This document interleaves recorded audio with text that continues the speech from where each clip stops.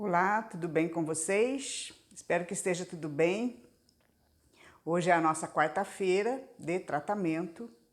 Nós vamos dar início a um segundo bloco de estudos durante mais 3 semanas, também sobre o tema família. Nós fizemos durante 3 semanas sobre o tema família, que seria o primeiro bloco. Hoje nós vamos entrar no tratamento das próximas 3 semanas, novamente com o tema família, em mais 3 blocos de estudo. Especificamente hoje nós vamos estar falando um pouquinho sobre o Evangelho no Lar. A necessidade que toda família tem de parar pelo menos uma vez por semana para se reunirem, né? E assimilarem, tentarem assimilar os ensinamentos de Jesus para colocar as suas novas atitudes, as novas propostas e os ensinamentos dele que são eternamente atuais, porque os nossos problemas de antigamente continuam sendo os problemas de hoje, acrescidos muito mais, né, da modernidade, do consumismo, do materialismo, da nossa necessidade muitas vezes de mais querer ter do que querer ser, né? Então nós temos que fazer esse estudo semanal do Evangelho no Lar, que nós já temos até um vídeo explicando como que a família implanta, e hoje nós vamos falar mais um pouquinho, então, nesse primeiro bloco, que serão 3, né, 3 semanas, essa e as 2 próximas, a respeito do tema família, que é onde acontecem as maiores dificuldades de relacionamento, né? Nós temos visto que uma família totalmente harmoniosa é muito raro no planeta Terra. É um planeta de expiações e provas, onde nós reencarnamos com afetos e desafetos. Nós temos algum bom relacionamento com alguns membros e não tanto com outros, certo? Então é necessário que a gente esteja sempre inserido nesse aprendizado, né, da doutrina espírita, que nos esclarece o porquê de tanta diversidade de situações na nossa vida, tá certo?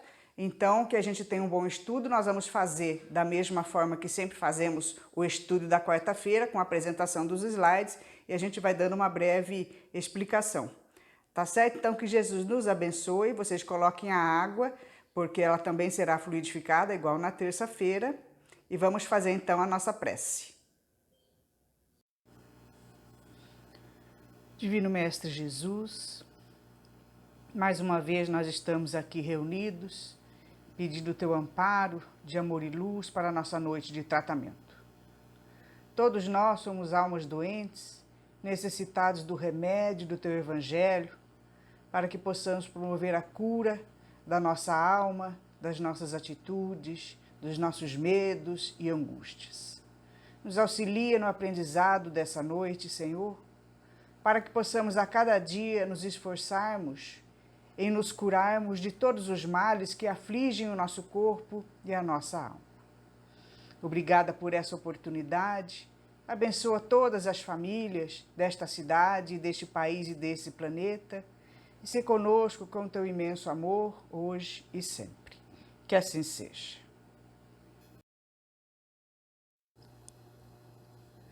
Então vamos dar início à nossa aula indo para o nosso primeiro slide. Culto do Evangelho no Lar. O que é o culto do Evangelho no lar? Trata-se do estudo do Evangelho de Jesus em reunião familiar. O culto doméstico do Evangelho é a fonte real da medicina preventiva, sustentando as bases do equilíbrio físico-psíquico. O culto do Evangelho, em qualquer parte, é fonte de abençoada riqueza espiritual, preservando-nos os alicerces do equilíbrio psicossomático. Então, o Evangelho no Lar nada mais é do que uma reunião familiar, né? Igual outras reuniões que nós fazemos, né? Nós sempre encontramos tempo para nos reunirmos com a família, né? Agora nós estamos reunidos mais compulsoriamente, mas mesmo assim, nós tiramos um dia da semana, geralmente, para nos reunirmos, não é? Domingo a gente não se reúne muitas vezes com a família, para fazer churrasco, né? Para ter uma confraternização, e muitas vezes até acaba saindo alguma desavença nessas reuniões, não é? Muitas vezes as nossas conversas acabam se direcionando por aquilo que não é saudável, a gente começa a fazer comentário desagradável sobre novela, noticiário, né, outras pessoas, trabalho, patrão. Então, muitas vezes nós nos reunimos, né, num dia da semana para fazer uma reunião em família e a gente acaba até conversando sobre assuntos muito fúteis, né, que nem dizem respeito à nossa vida, que não trazem nenhum progresso moral. Então, quando a gente se decide a fazer o culto do Evangelho no lar, nós também vamos escolher um dia da semana para que a família se reúne com outro objetivo. Com o objetivo de se melhorar moralmente, né?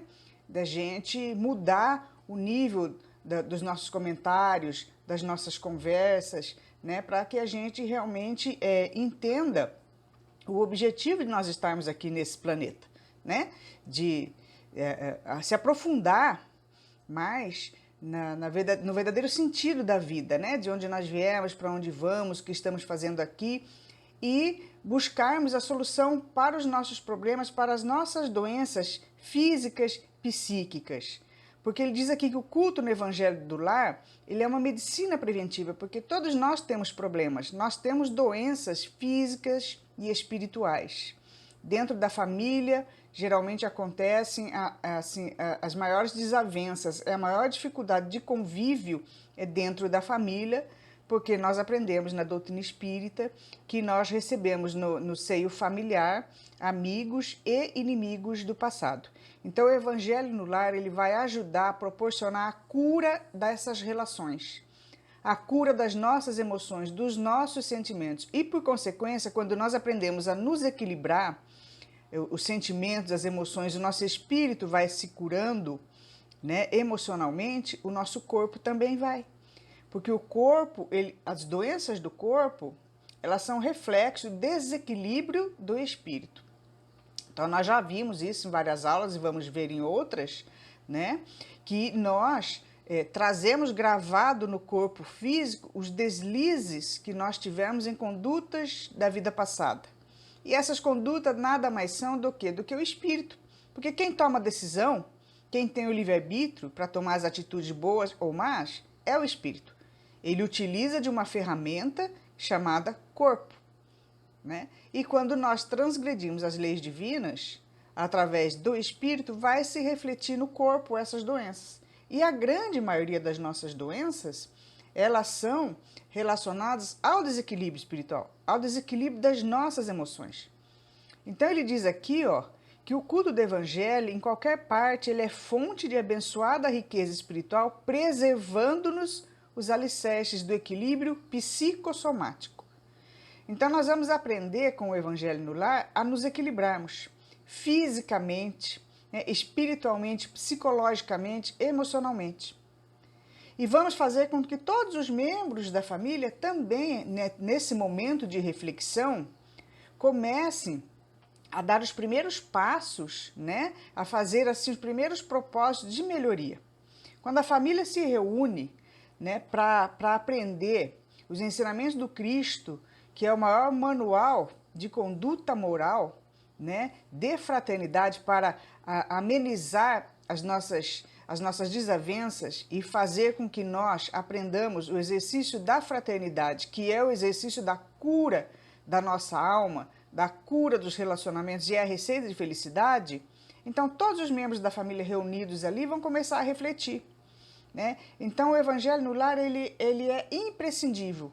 Mais do que qualquer outra reunião que a gente resolva fazer para reunir a família, o Evangelho tem que ser prioridade. Porque ele vai cuidar da sua alma e ele vai cuidar do seu destino e do destino dos seus familiares. Então vamos continuar aqui no slide número 2. A necessidade do culto do Evangelho no Lar. Está lá no livro Celeiro de Bênçãos, né, Joana de Ângeles. Dramas que surgem na família, incompreensões que se agravam, urdiduras traiçoeiras, pessoas em rampa de perigo iminente, enfermidades em fixação, cerco obsessivo constritor, suspeitas em desdobramento pernicioso, angústias em crises a caminho do autocídio, inquietações de várias ordens em painéis de agressividade ou loucura, recebem no culto evangélico do lar o indispensável antídoto com as consequentes reservas de esclarecimento e coragem para dirimir equívocos, finalizar perturbações, predispor à paz e ajudar nos embates todos quantos aspirem à renovação, entusiasmo e liberdade.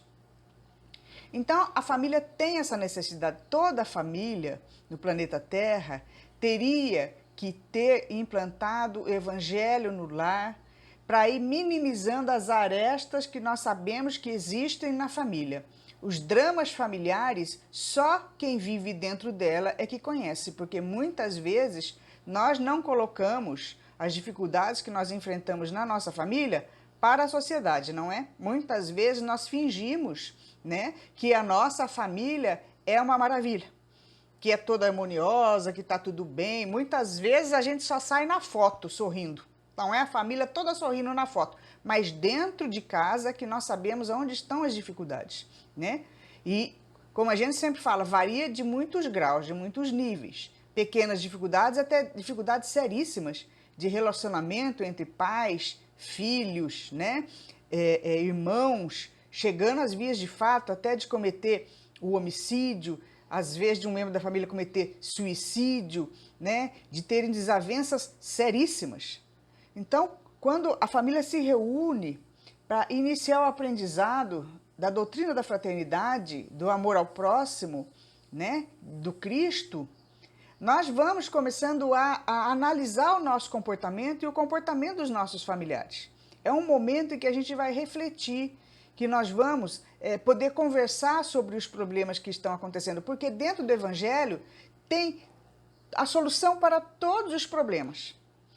Tudo que acontece na nossa vida sempre é de cunho emocional, mesmo que o primeiro ímpeto seja material, né? Por exemplo, nós estamos passando dificuldade financeira, nós estamos passando dificuldade de saúde, ou seja, o que for.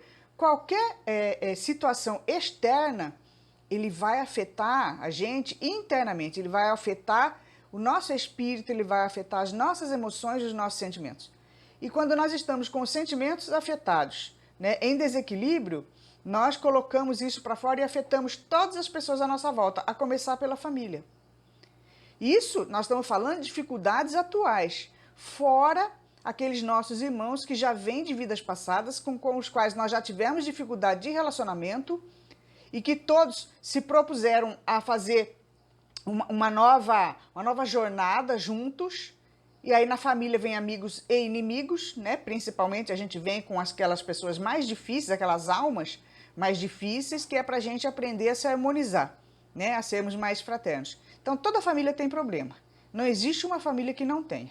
Então, em maior ou menor grau, a cura da harmonia, a cura das doenças psicossomáticas, sejam elas, né, as doenças do espírito, do nosso psicológico, do nosso corpo, está no Evangelho no lar, que nós precisamos fazer até o fim das nossas vidas, né, e até nas outras próximas encarnações, porque são milhares de anos nós nos desviando do ensinamento cristão, nos desviando das leis divinas e sempre agredindo o nosso irmão.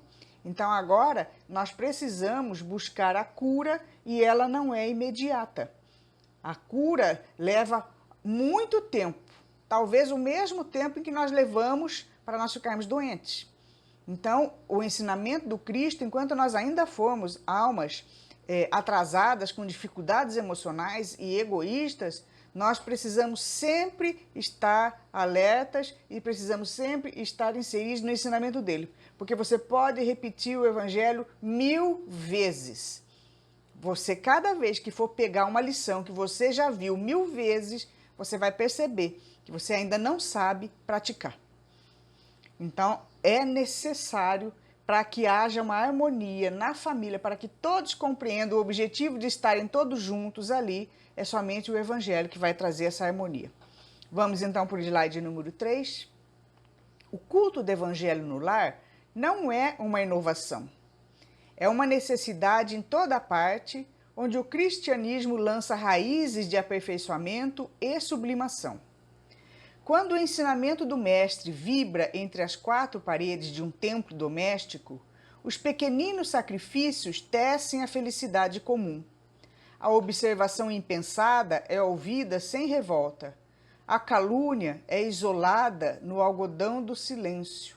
a enfermidade é recebida com calma. O erro alheio encontra compaixão. Cultivar o Evangelho no santuário familiar é nortear a nossa experiência para o reinado de Deus em nós e fora de nós. Então, desde a época de Jesus, Jesus que ensinou, nós a fazermos o Evangelho no lar.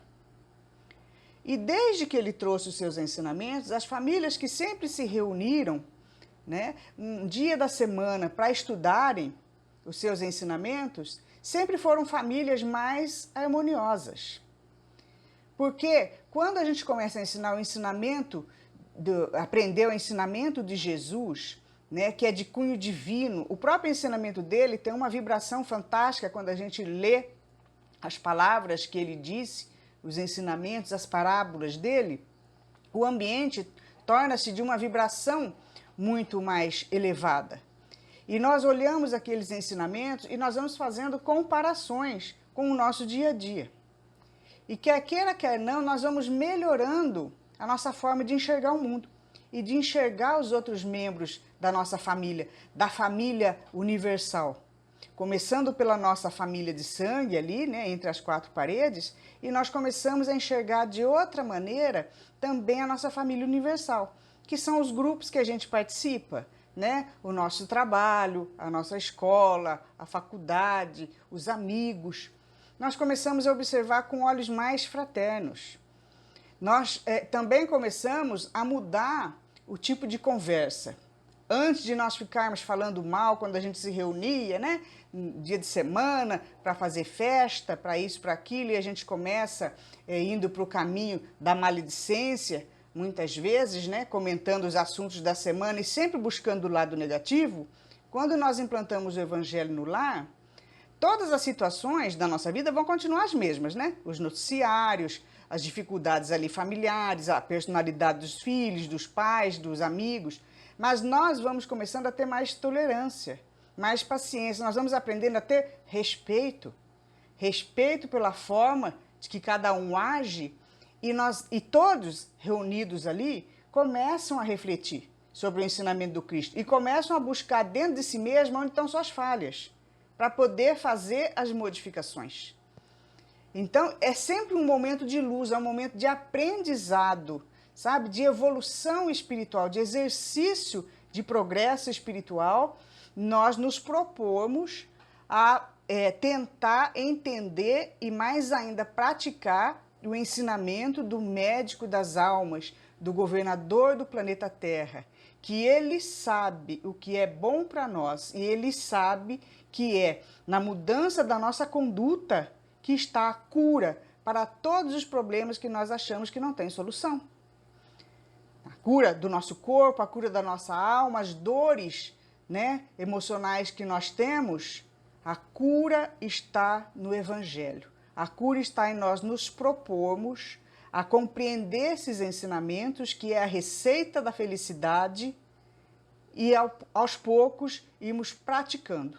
Começando pela família nossa de sangue e depois a gente vai ampliando para a nossa família universal. No slide número 4, ele diz assim: o primeiro culto cristão no lar. O berço doméstico é a primeira escola e o primeiro templo da alma. A casa do homem é a legítima exportadora de caráteres para a vida comum. E é verdade, é dentro do lar que nós adquirimos todo o embasamento da nossa conduta na sociedade. É dentro do lar que começa a educação, a disciplina, a responsabilidade, os valores morais. Nós nos posicionamos na sociedade, da porta para fora da nossa casa, nós mostramos lá fora aquilo que nós adquirimos dentro de casa.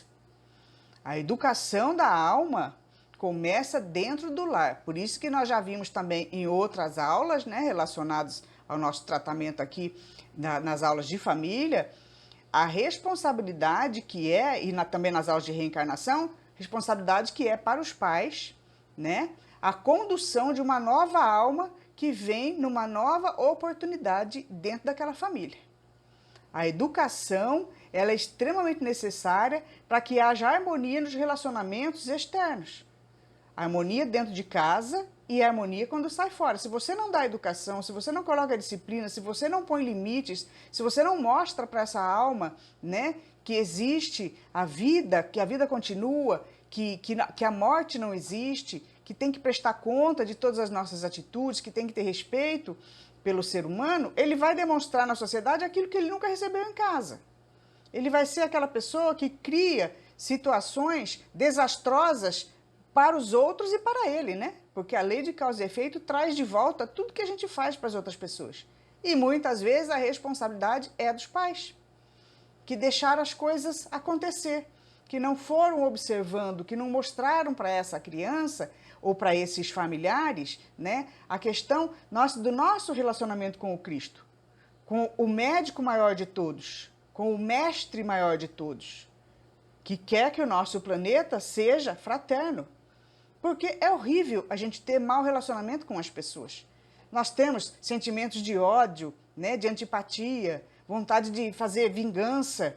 A gente não tem paz, a gente não tem sossego e nós merecemos paz. E a paz, ela começa dentro de nós. E nós nos posicionando perante as outras pessoas com serenidade, com tranquilidade, com fraternidade. E começando a nós dando o exemplo também, todas as outras pessoas começam a observar. E elas também vão se modificando. Então, o exemplo da boa conduta na sociedade começa dentro de casa. Então, Jesus, convidando os familiares do apóstolo à palestra edificante e à meditação elevada, desenrolou os escritos da sabedoria e abriu na terra o primeiro culto cristão no lar. Então, Jesus já iniciou o ensinamento do evangelho no lar. Primeiro, o evangelho foi feito na casa de Simão Pedro, em que Jesus reuniu a família e iniciou ali os ensinamentos. Ele fez a primeira reunião familiar, porque não havia esse hábito antigamente, não é? E hoje os hábitos de reunião familiar geralmente são para festa, para churrasco, para ficar de picuinha, para ficar jogando fora conversas que não tem nada de elevadas e que não trazem nenhum conteúdo sadio para a nossa vida. Percebe no seu dia a dia.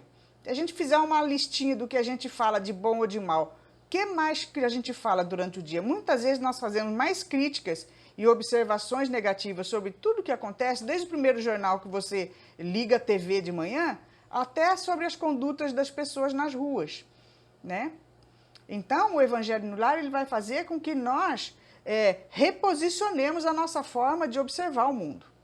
Nós precisamos ter mais tolerância, nós precisamos ser mais fraternos, nós precisamos ensinar os membros da nossa família a terem essa conduta, para que haja harmonia em todas as situações. Porque todos são irmãos, todos nós somos irmãos em busca da evolução. Nós ainda estamos num planeta em que nós somos ainda seres atrasados, moralmente, espiritualmente falando, né? Nós temos dificuldade em raciocinar antes de tomar uma atitude ou antes de falar alguma coisa. Muitas vezes a língua é mais rápida do que o cérebro, do que o raciocínio. E aí a gente acaba criando situações embaraçosas, situações desastrosas, né, constrangedoras, porque a gente fala antes de pensar. E isso começa muitas vezes na família. Um xinga aqui, outro briga ali, né? Um tem raiva disso, um fala uma coisa, o outro não gosta. E você já pensou todo dia isso acontecendo? Se a gente não para uma vez por semana para colocar, por assim dizer, os pingos nos is, vamos ver o que Jesus diz a respeito dessa situação?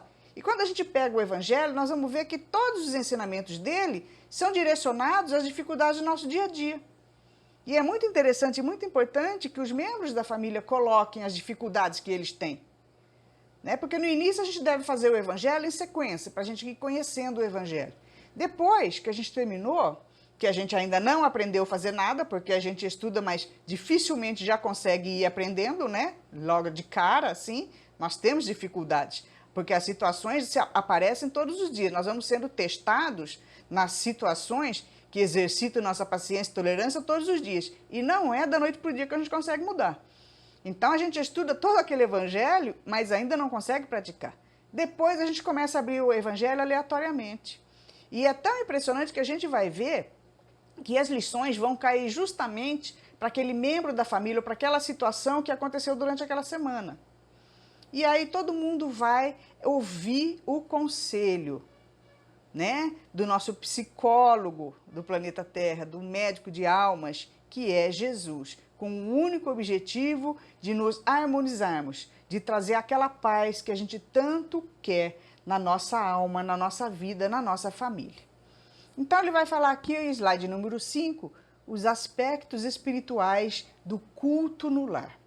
Então lá no livro Os Mensageiros, né, André Luiz, observando um culto no lar, ele diz assim: tão logo começou aquele serviço espiritual da família, as luzes ambientes se tornaram muito mais intensas. O culto familiar do Evangelho não é tão só um curso de iluminação interior, mas também um processo avançado de defesa exterior pelas claridades espirituais que acende em torno. Então a gente está falando, né, com relação ao aprendizado da família, né, no ensinamento do Cristo, na melhoria dos relacionamentos. Mas não é só isso. Acontece do lado oculto, do lado invisível, né, todo um processo de saneamento, de proteção muito intensa nessa família. Quando nós iniciamos, nos propomos realmente a buscar um horário, um dia da semana fixo e que a família se propõe a se reunir, todos os nossos protetores, os nossos mentores espirituais, os mentores espirituais dos vizinhos, de todo aquele bairro, eles também fazem o compromisso de estarem ali. Então a casa, ela se transforma num hospital de luz, onde serão atendidos todos os irmãos desencarnados, doentes, porque nós, quando temos desavença na família, e toda família tem, e mesmo que não tenha, nós temos inimigos do passado, nós temos seres que invadem a nossa casa, desencarnados, que muitas vezes têm a mesma personalidade nossa. Se nós somos pessoas que estamos sempre irritados, né? Pessoas enfermiças moralmente, que falamos mal de todo mundo, que não temos paciência, que vivemos brigando, nós povoamos a nossa casa desses espíritos baderneiros também, que vão potencializando a personalidade já negativa que nós temos, que todos nós temos. Quando eles veem desavença entre o casal, entre os irmãos, nós atraímos magneticamente esses espíritos que invadem a nossa casa e que ficam potencializando as brigas e que muitas vezes elas começam amenas e elas vão piorando pela influenciação desses espíritos. Nós temos os inimigos do passado, que são aqueles inimigos que nos conhecem profundamente e que ficam imiscuídos em nossa vida tentando prejudicar a nossa saúde, prejudicar o nosso trabalho, prejudicar o nosso relacionamento. Então, quando nós iniciamos o Evangelho no lar, nós damos acesso imediatamente aos nossos protetores, porque nós entramos na sintonia elevada do Cristo. Nós estamos dispostos a aprender os seus ensinamentos. E todos os nossos protetores, os protetores da casa, os protetores da vizinhança, porque muitas vezes os vizinhos também não fazem o Evangelho no lar, mas eles têm protetores que às vezes não conseguem ter acesso a essa família, que vive num nível mais inferiorizado de briga, de sentimentos negativos, eles vêm todos para a nossa casa. E ali eles começam a fazer o tratamento nesses espíritos que nos perturbam. A casa, quando você começa a fazer uma prece e os espíritos protetores estão ali, todos se reúnem, a casa adquire uma luz intensa. É uma luz, é como se fosse um círculo de proteção. Ele abençoa a prece, essa luz que emana dessa casa, ela é vista do espaço por todos os espíritos, tanto os bons quanto os maus. Eles sabem que ali tem um ponto de luz. Os maus não conseguem chegar mais na casa que se reúne uma vez por semana. Eles são afastados magneticamente porque eles não conseguem chegar e muitos que estão ali são tratados pelos nossos mentores, pelos espíritos protetores, são muitas vezes levados para as colônias, para os postos de assistência, eles são orientados para que eles se retirem dali, orientados a perdoar, a seguirem a sua vida no plano espiritual. Então a casa que tem o Evangelho no lar, toda semana ela fica totalmente protegida do assédio dos espíritos inferiores. Né? Então, ela se torna, o Evangelho no lar, ele é um processo, como ele diz aqui, avançado de defesa exterior. Né? A casa fica totalmente protegida do assédio de espíritos inferiores, que ficam muitas vezes potencializando aquelas brigas que nós já temos no dia a dia, né? Benefícios, né, do culto do Evangelho no lar. Diz assim: o culto da Boa Nova em fonte de bênçãos, dissolvendo em nosso campo de trabalho todas as sombras da discórdia e da ignorância, do desequilíbrio e da irritação. Já estamos entrando no slide número 6, né? Quando uma família ora em casa, reunida nas blandícias do Evangelho, toda a rua recebe o benefício da comunhão com o alto. A família iluminada melhora a comunidade. Então, vocês estão vendo que sério que é e que bênção que é nós podermos fazer o bem, não somente para a melhoria da nossa família, mas para toda a comunidade, para toda a nossa rua, para todo o nosso bairro? É uma caridade imensa que nós fazemos com os outros, nossos irmãos, né, nossos vizinhos, sem necessidade que eles saibam. É uma caridade fantástica, você vai fazer com você, com os seus familiares, todos os seus parentes ficam envolvidos, os seus vizinhos que muitas vezes naquela rua, tantos dramas familiares que existem ali, aquilo que nós falamos, muitas vezes os sofredores daquela casa, dos seus vizinhos, também são trazidos para a sua casa para serem amparados pelos espíritos iluminados que ali se encontram. A sua casa se torna um templo iluminado de apoio, de auxílio às almas doentes, que ainda estão no escuro, e todas são tratadas e são amparadas e levadas para o plano espiritual pelos mentores que estão protegendo a sua casa no momento do Evangelho no lar. Nós não fazemos a mínima ideia, nem assim em 0,01% do que acontece no Evangelho no lar de amparo aos espíritos doentes e a toda a nossa comunidade, a nossa rua, a nossa vizinhança, né? Então, é algo assim fantástico em que nós podemos fazer essa caridade com todos os nossos irmãos. É algo que ficará gravado na nossa alma, que ficará gravado na nossa história também de vida, o benefício que nós não podemos nem atingir, que isso nós só vamos descobrir depois da desencarnação, o bem que nós fizemos para as pessoas, para a nossa comunidade, à nossa volta, praticando o Evangelho no lar, além do benefício fantástico para a nossa família. A harmonização, ela é muito grande, ela é muito ampliada através do Evangelho no lar. E no slide número 7, ele fala sobre a magnetização da água, que é necessário que a gente coloque sempre, né, uma jarra de água no momento do Evangelho, que sempre vai ser fluidificada pelos espíritos. Então, no slide número 7, ele fala assim: a água é dos corpos mais simples e receptivos da Terra. É como que a base pura em que a medicação do céu pode ser impressa através de recursos substanciais de assistência ao corpo e à alma, embora em processo invisível aos olhos mortais. A água é o maior carregador de energia que existe no universo, né?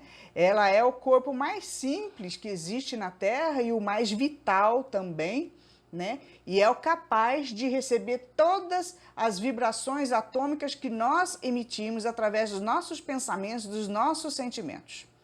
Então, muitas vezes, uma casa desarmonizada, onde todo mundo briga, todo mundo xinga, onde a conversa é sempre de um nível inferiorizado, a nossa água que fica no nosso filtro, a água que a gente bebe, né, que está ali no ambiente daquela casa, ela se contamina.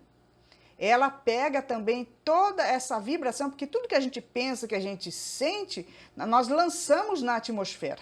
E tudo à volta acaba sendo contaminado. E a água, ela absorve de uma forma muito mais intensa. E esse veneno que a gente solta na atmosfera, nós vamos tomar esse veneno novamente na água contaminada. Que nós, naquela desarmonia, temos esse tipo de sentimento dentro da família.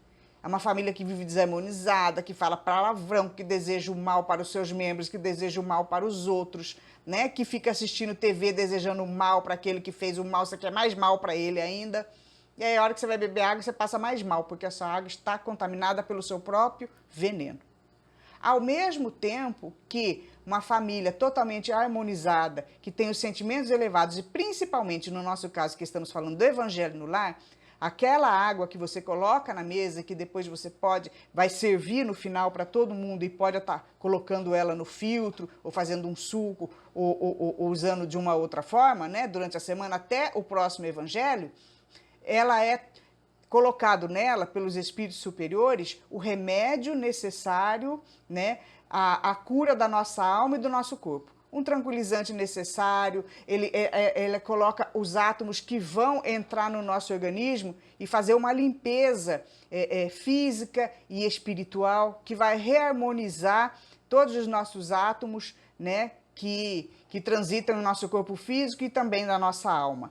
Então, os espíritos, dependendo da dificuldade de cada semana, eles são capazes de colocar um componente diferente naquela água para que haja o benefício espiritual e físico dos participantes. A água, ela é capaz de assimilar. Quando nós fazemos uma prece, né, que imediatamente nós entramos em contato com a sintonia iluminada dos espíritos superiores, nós também, a nossa prece, se cada vez você for pegar um copo d'água e agradecer a Deus, né, por esse líquido maravilhoso que sustenta o nosso organismo, porque nós somos mais de 60% de água no nosso organismo. Nós não vivemos sem água, né? Nós podemos ficar dias até sem comer, mas a água e a respiração, nós não conseguimos ficar muito tempo. E é a água que faz a manutenção do nosso organismo. Muitas vezes nós podemos ficar sem comer, mas sem água nós não podemos ficar, né? A água mantém o nosso organismo vivo. Então, esse componente da natureza é algo fantástico. Então, nós deveríamos ter o hábito, inclusive, de pegar um copo d'água, cada vez que nós formos pegar um copo d'água, né, de agradecer a Deus por esse líquido maravilhoso, que não nos falte nunca, e que, inclusive, hoje no planeta, né, nós agredimos tanto a natureza, que vai chegar uma hora que até esse líquido vai fazer falta para nós, não é? Né? Nós não damos valor àquilo que nós temos em abundância, e nós já tínhamos em abundância, hoje não temos mais. E se nós não cuidarmos, até isso um dia, né, nós não teremos. E a gente que não sabe dar valor, né, muitas vezes nós perdemos aquilo que nós tivemos na nossa vida. Então, no momento de você pegar um copo d'água, seria interessante que a gente, né, agradecesse a Deus por aquilo e pedisse ali um minutinho, né, que ele coloque ali os fluidos necessários à manutenção sadia do seu espírito e do seu corpo. E no evangelho, quando a gente faz o evangelho no lar, os espíritos colocam os benefícios dentro daquele líquido necessário às dificuldades que cada membro da família está passando.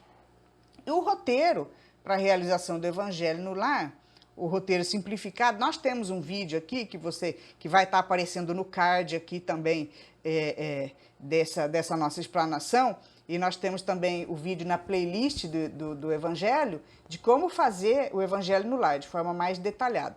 E aqui tem um roteiro, né, mais rápido, que a gente inicia assim, escolhe o dia da semana, né, inicia com a leitura de uma mensagem, dos livros que nós já sugerimos também lá no vídeo de como fazer o Evangelho no lar.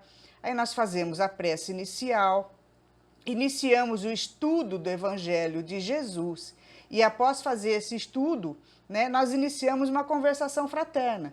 Porque a gente vai ver que esse estudo ele sempre está relacionado com o nosso dia a dia, né? Jesus vivia o dia a dia, né, daquela época. E aquela época é igualzinho, né, o dia a dia de hoje. Só que hoje ainda é acrescido da nossa ansiedade, né, da nossa busca desenfreada pelos bens materiais, pela tecnologia, por essa rapidez que nós queremos viver a vida.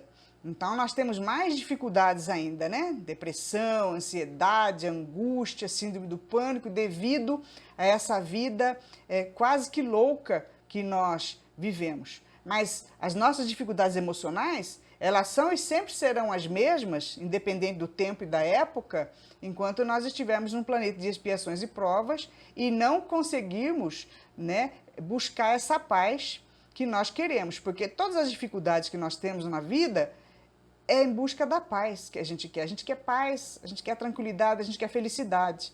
E essa felicidade, essa paz, está ali a receita. Tem receita de felicidade? Tem. Ela está dentro do Evangelho de Jesus.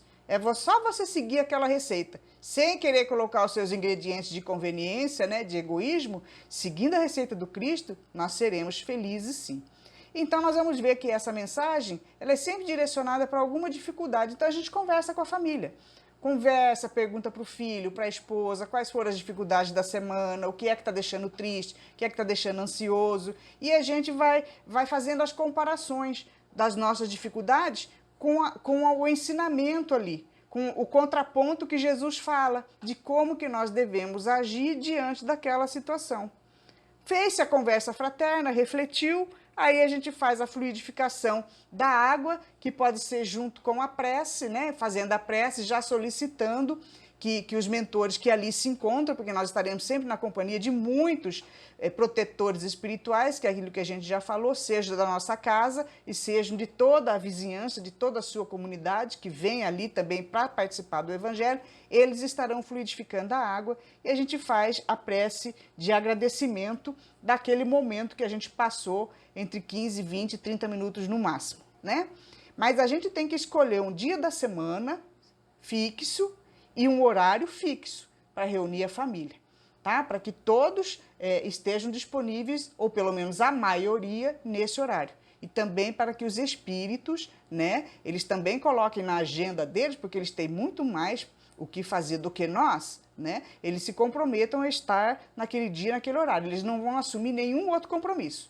Eles, né, os protetores dessa família, eles vão saber que aquele dia, aquele horário, todos estarão ali, né, para ter esse momento de paz, de tranquilidade, de aprendizado do ensinamento do Cristo. Porque Jesus sempre estará conosco, né? No slide número 9, fala Jesus no lar. Jesus dizia, naquela época, e até hoje é assim, que onde estiverem 2 ou 3 reunidos em meu nome, aí eu estou no meio deles, né? Então, Cristo sempre estará conosco vibratoriamente, porque o ensinamento dele, né, toda a doutrina e a vibração dele está ligado em nós. Nós somos ligados ao Cristo magneticamente, vibratoriamente, porque ele é responsável. Nunca ele vai nos abandonar. Do mesmo jeito que um pai e a mãe, mesmo que o filho se transgrida, que o filho case, que o filho adquire uma outra vida, essa ligação com pai e mãe nunca se desfaz. Então, essa ligação nossa com o Cristo também nunca vai se desfazer, porque ele é o nosso irmão mais velho, né? Ele é o mestre do nosso planeta, ele conhece cada um de nós. E quando ele fala 2 estiverem reunidos em meu nome, é que muitas vezes quando nós estamos sozinhos, nós achamos que não devemos fazer o evangelho, né? Ah, eu vou fazer evangelho sozinha. Nós nunca estaremos sozinhos.